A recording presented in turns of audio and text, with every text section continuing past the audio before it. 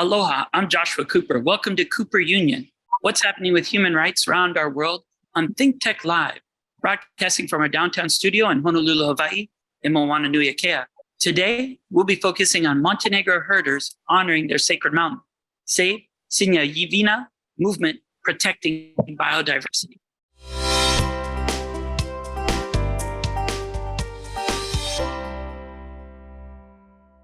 European herders and farmers are braving brutal conditions to honor their sacred mountain and to defend for military exercises that threatens their very existence and the biodiversity. The Montenegro community activists are demanding protection and a halt to military exercises on the most important community conserved area in the entire nation. Milan, can you give us some insight on why this issue is so important to the people of Montenegro? Aloha, everybody. Hello. Joshua, thank you for this opportunity to speak for Hawaiian and the worldwide public about our issue in Montenegro. So we are one of the smallest countries in Europe, and with that we are a small mountain, but we are the biggest mountain in Montenegro, and we are the biggest pasture in Montenegro and second biggest in Europe. Our problem starts 5 years ago when I will give a little context about all situations. So, on 2016, we have all documentation prepared for a declaration of Sinjajevina as a protected area and a natural park, because we are one of the richest biodiversity and ecological systems in Montenegro and also in Europe. And European Union financed that part of documentation, and that documentation shows Sinjajevina must be protected area because of heritage naturally, and also about traditional way of life of the people on the mountain. But 2017, we joined the NATO, and just 1 year later, we have first rumors about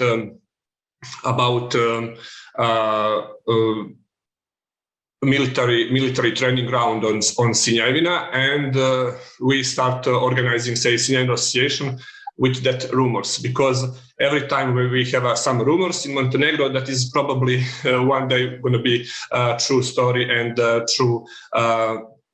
Let's say something bad, probably, and our fears are making true. And 2019, we have an official declaration and our government pronounced Sinjajevina as a military training ground, but with big support of NATO allies. But in that time, they all the time speak that is just for military of Montenegro. But we are a very small country, and we have just 600 soldiers. And they take one of the biggest mountain in Europe and the biggest in Montenegro for artillery shooting. So obviously that was not for military Montenegrin military. That was absolutely for NATO, and we have some proofs now. 5 years later about that. So we start our work 2018, and we fight still, and we have some promises from political elites. They will cancel military that decision, but we are still officially military training ground, and we try first to fight against military training ground. With some let's say soft moves, and we submit a petition, national petition, and also international petition, but also we organize numerous of protests. So one of the, I will say, speak just about one. We have on 2020, we have a biggest protest, ecological protest in Montenegro, because we spent 51 days on the mountain. And that protest was in October, November, and December. So that is very, very cold weather in Montenegro on that time. But we go on the mountain, activists, the local community, and all of three of us here, and a lot of our colleagues and friends spent 51 days on the mountain, on the rain, snow, wind, every weather conditions, and we was the human shield for our mountain. And that was a very strong message to everybody. We are ready to give our lives for our mountain and our way of life. When we speak about a sustainable way of life, we already have that. Some parts of the world just trying to make that popular, but we live on that way all our life. And Petar and Persida are with us today, and they will speak more. I forgot to present them on the start, but Petar is member of one of the founders of Sinjajevina Association, and now he's a member of steering board, activist for human rights, but also his regular job is aeronautical engineering and documentary filmmaker, but he spent a lot of time for fight for Sinjajevina, more than 5 years in this moment, and he became the member of our community.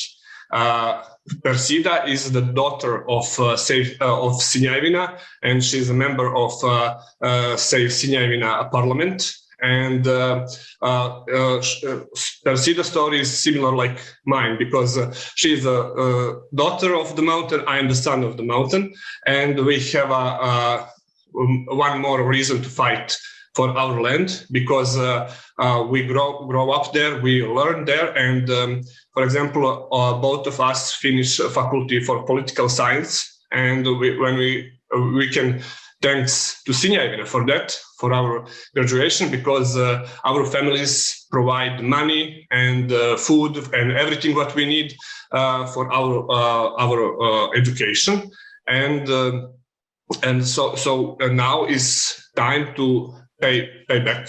So we must do something for our land and protect that. And we have a big support from Petar, because Petar is not originally from that mountain, but he do give a big support to us. And today we are all together. We are represent United Montenegro in the fight for Sinjajevina. Thank you so much. And I can tell we're definitely soulmates in social justice, and also political scientists, and also doing many activities that we do here to protect our sacred mountains. Here on Hawaii and Moana Nui, Aikea, there's many mountains. Mauna Kea, of course, from a giant telescope, but also here, Kipokaki with the Red Hill issue as well that we were discussing. Petar, can you share a bit what drew you to this important struggle, and why are you involved to make sure that this way of life is protected and the sacred mountain be there for future generations? Yeah, that's a really good question.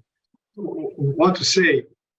Montenegro is a very tiny country on the opposite side of the globe with Hawaii. It is just 11 hours of difference in time.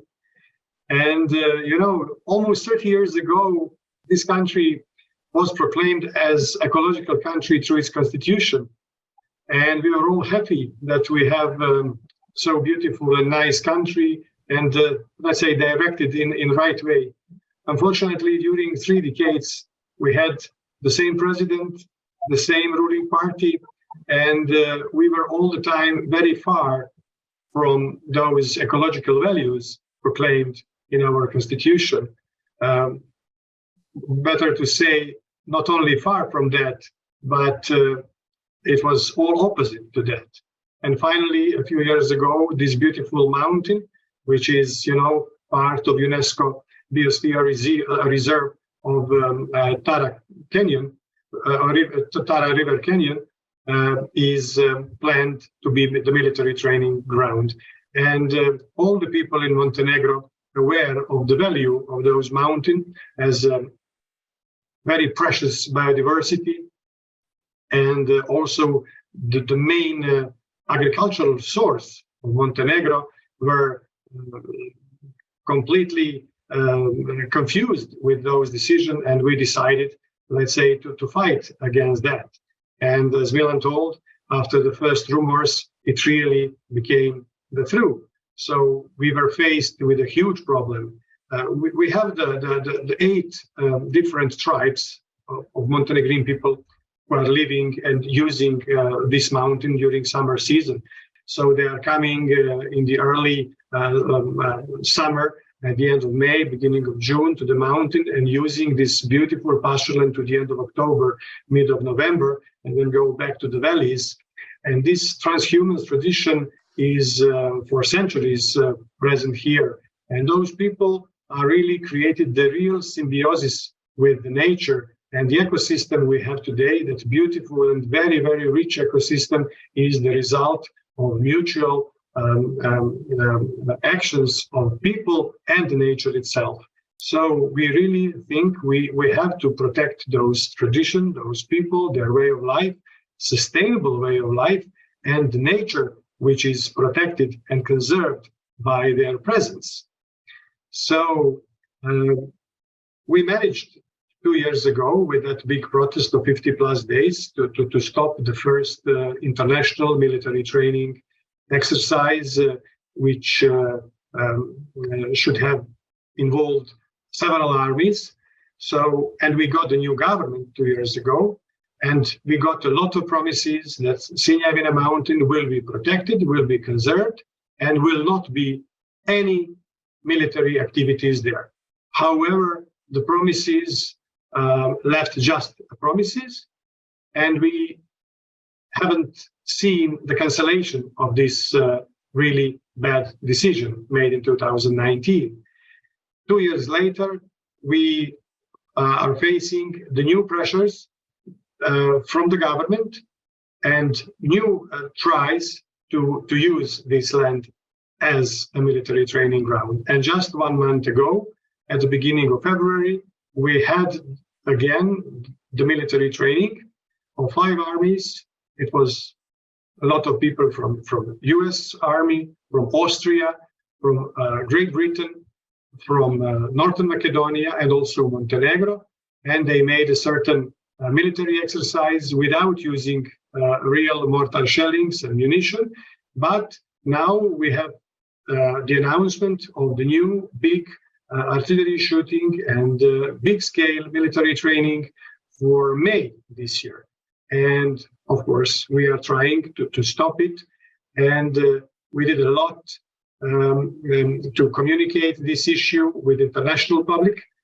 And we managed to get in touch with ICCS Consortium, with International Land Coalition, with World Beyond War, with several very important international organizations which are helping us to talk about this issue all around the world and to get moral support and all other supports necessary to let's say to win in this fight between David and Goliath.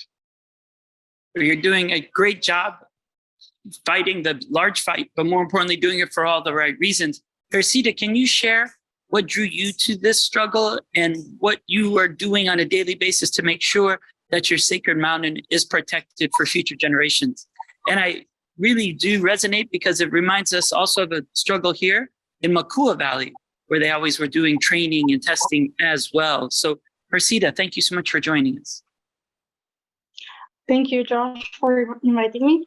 As Milan said, I'm also a daughter from Sinjajevina, and I grew up in Sinjajevina, so I have more reasons to fight for it.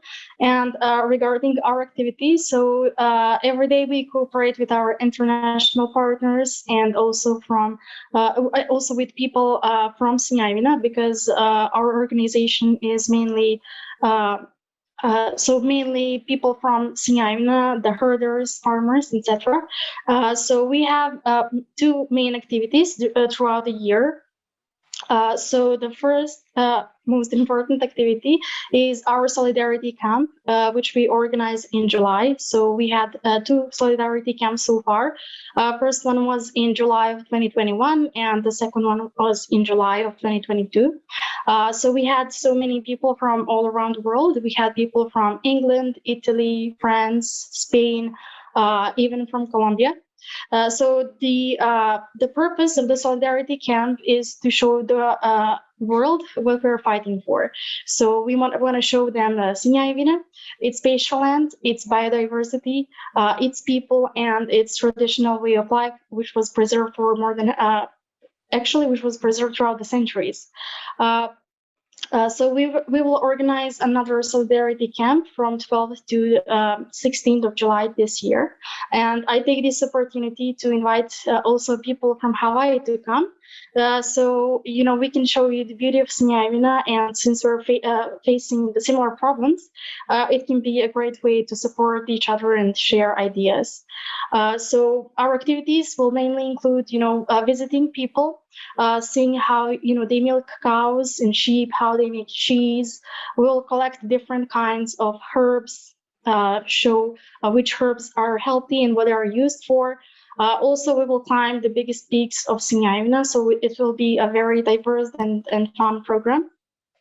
So another big event that we have is the Day of Sinjajevina, which is organized in Podgorica, the capital city of Montenegro. So here we actually bring Sinjajevina to the capital. So we bring all our products and exhibit them in the capital city, so people can come, taste, and see what we're fighting for. And the main role here is the role of women. So women, together with their products, come to Podgorica. And why are women important here?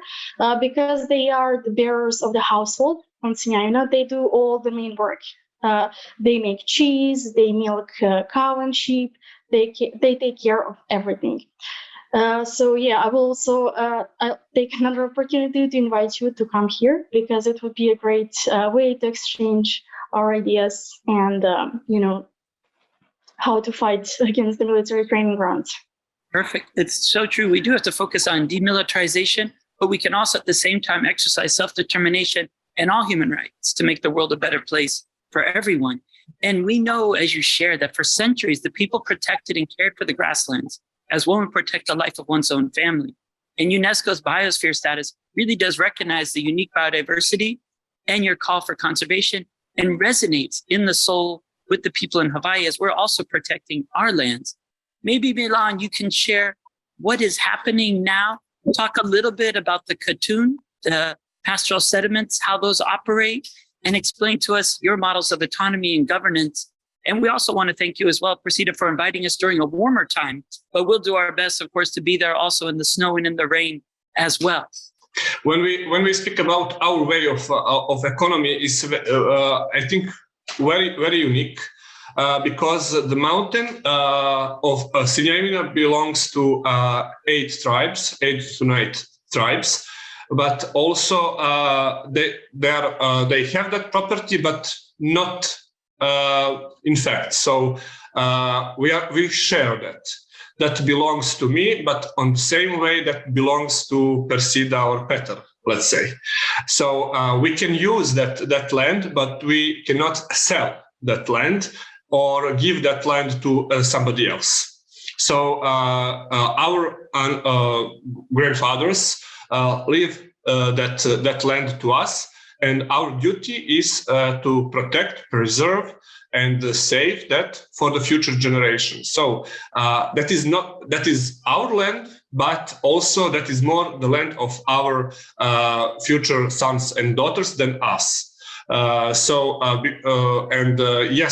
we all use the pastures, but also we have some differences, because Sinjajevina is very big, and 5 municipalities share that territory, and every tribe have their rules. And so it's a very complicated story when we speak about rules of every tribe. But let's say some common stuff. So every tribe would know their territory. So, for example, I cannot build my house. We call that mountain house. We call that koliba. That is the traditional small house from the wood and rocks. And I can build that koliba only on my part of mountain, on the place where is my tribe. For example, I cannot build koliba wherever I want. For example, I cannot build koliba in, for example, Persida tribe land.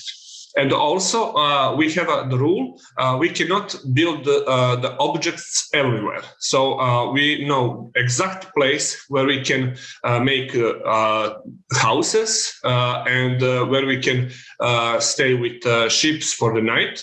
And for example, on the pasture is forbidden to build anything. So that is just for sheep and cows and horses, and you cannot build anything there. Also, Sinjajevina have a lack of water, so we don't have too much water. So we must be very rational with that resource. So we have springs for katun, and everybody share that water, and nobody can take all the water for himself. He must share. So that is some kind of socialism, and everybody take as much he need and give something to community. And we cannot take everything for example, one person. So we are more socialistic than a capitalistic society, it's interesting, and good stuff about that is because we cannot sell the land because that land don't belong to us. And in the past, we have that situation where tribes was the owners of the land, but in the time of communism, we have that process of nationalization, and country, state, take all lands from the tribes. So officially that is now state land, but we still know our old laws, and we know that is the land of our ancestors, and that is our tribe land. But government doesn't care too much for that, and because of that they establish a military training ground, and that is another part of that big fight between us and our government. Unfortunately, we fight against our government, and our government speak about obligations to NATO, and they don't speak about obligations to the people. And I think every government must have a first obligation to the people of the country, and after that, obligations to some allies, I don't know, military or no military. And it's very important to say we are not anti any organization or not anti anybody. We are just very pro Sinjajevina and pro ecological state of Montenegro, and we fight for preservation of our mountain. We don't fight for against anybody. We fight for our land and our right to live on our way and keep our tradition and our pastures and the mountain for future generations. It's extremely clear, and we fully comprehend exactly what you're sharing. It's the same way people here in Hawaii consider our aina and land too. And it's great to see that no matter where we are, even on opposite sides of the world, that we stand in solidarity for social justice, for taking care of our sacred sites, and to make sure that the world will be there for future generations. And I definitely don't want you to be worried about any of the isms. Your communitarian sharing perspective is something that is so sincere. It comes right through your statements, and we should all be proud of that, to protect our planet in such a spirit. I'll now hand it to Petar to share a little bit about what you believe is so important and what could be done going forward to save this largest mountain grassland in the Balkans and the second in all of Europe. Yes, we really believe that in our fight and struggle to protect this land, the great contribution is from the international organizations. And we really believe that the ideas shared by ICCA Consortium and International Land Coalition is the crucial for us and for our government to understand that it is really very important to protect this ecosystem, this biodiversity, and this tradition, and those people and their way of life, which is a beautiful example of sustainable economy and sustainable way of life. So we really believe that that this international campaign we made, because last year we managed to gather more than 20,000 signatures in our international campaign, and to bring those signatures to European Parliament and European Commission, and also, of course, government of Montenegro, and to show them that we are supported by the world and by the many people all around the world. So we are trying to bring the good ideas for protecting the world in front of our government, to understand it and to do something with the rest of the progressive world. So, Persida, it's so good to have you close out. Please share a little bit about the katun, how it determines access to the pasture and the governing of the use. But it's so amazing also to hear about the frontline resistance that's mobilized and created national and global moral pressure to defend the mountain from military use. First, I wanna thank you for your willingness to also come in the winter conditions. It might be also more fun because it's more challenging. Regarding the katuns and its rights, it's like each tribe and each katun has its like own rules. And as Milan said, like we're not allowed to settle in each other katuns. We can say that. Let's say before there was a threat of the military training ground, the katuns were somewhat, how can I say it? They did not allow into each other's territory. There was, there were some. If our sheep goes to another katun, it was like forbidden. But now, as there is a threat from the military training ground, we're all united in the fight for the mountain.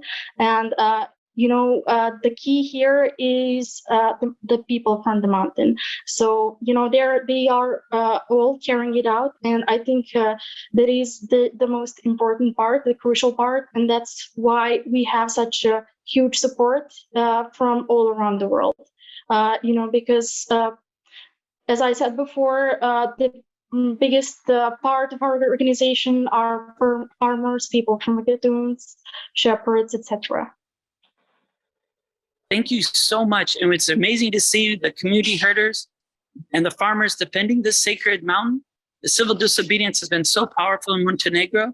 And hopefully with the new government and the sustained campaign, we'll be able to challenge NATO and more importantly, include and always see this abundant life existing due to the symbiosis relationship between humans and nature that you've perpetuated throughout the centuries. Thank you so much for sharing, and we look forward to hopefully seeing you this summer on the mountain.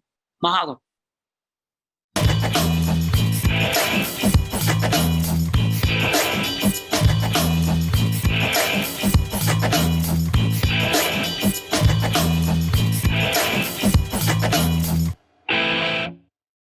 Thank you so much for watching Think Tech Hawaii. If you like what we do, please like us and click the subscribe button on YouTube and the follow button on Vimeo. You can also follow us on Facebook, Instagram, and LinkedIn, and donate to us at thinktechhawaii.com. Mahalo.